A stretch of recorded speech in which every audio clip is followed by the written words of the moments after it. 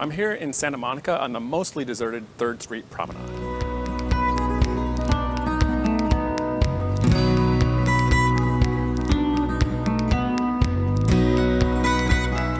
Trying to find somewhere where there's not a lot of people so I can show you the Osprey Arcane Duffel Pack. The fabric is a lightweight 500 Denier packcloth, which usually means polyester. The zippers are solid YKK and main compartment, huge number 10s with slightly smaller number 8s on the rest of the compartments. I love this hardware. It's unique on these Osprey bags. It's this aluminum hook and adjuster on the backpack straps. Like a lot of these minimalist bags I've been reviewing lately, these don't have locking zippers, but if you use a little clip here, you're able to lock the laptop compartment and the main compartment together. The dimensions are great for under the seat carry. It's 18.5 by about 12 by about 10.5 inches. And then to fit with my minimalistic theme, this thing is 0.86 kilograms or 1.89 pounds. The outside of this pack is really minimalist. There are no front pockets here.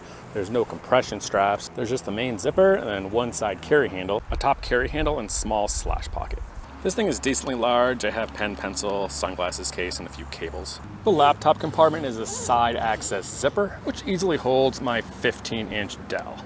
The padding is okay. There's a pretty thin piece of back padding here in the backpack, small piece of padding here, and then there's a small false top, I guess, and then a small false bottom over here.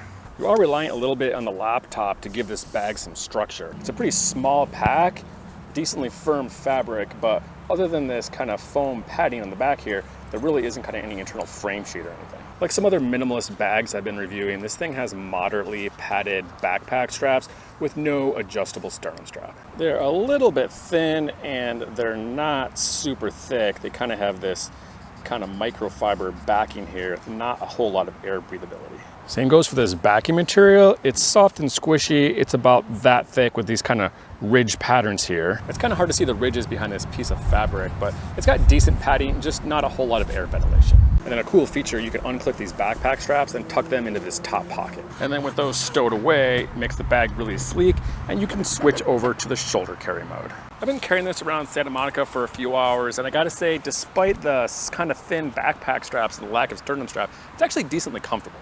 I think the outside of this pack looks really cool, this kind of retro kind of label here, and then this really nice duffel style opening. The zipper opens the entire way of the bag and flips up to give you access to the inside. On the lid, there's a large mesh zippered pocket, and then this main compartment. There's not much going on inside the bag. There's no internal compression straps or anything, just a large duffel style compartment. I find I use 2 of these 10 by 14 Eagle Creek compression cubes. These things fit in the bag perfectly. And then packing the rest of the bag is pretty simple. You just put jacket, other small items right there on top.